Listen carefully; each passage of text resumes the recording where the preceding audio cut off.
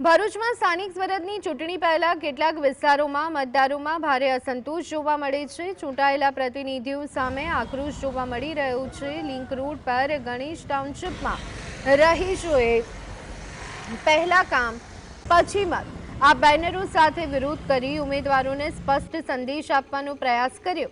ઉમેદવારો પ્રચારમાં વ્યસ્ત છે, પરંતુ હવે મતદારો પણ સક્રિય અને જાગૃત બની પોતાના પ્રશ્નો ઉઠાવી રહ્યા છે। 30 વર્ષથી બનેલી ગણેશ ટાઉનશીપમાં ગટર, રોડ કે પાણી સહિતની મૂળભૂત જરૂરિયાત પણ મળતી નથી। દર ચૂંટણીમાં ઠાલા વચનોથી છેતરાતા રહેતા રહીશોએ આ વખતે રાજકીય નેતાઓને પાઠ ભણાવવાનું નક્કી કરી દીધું।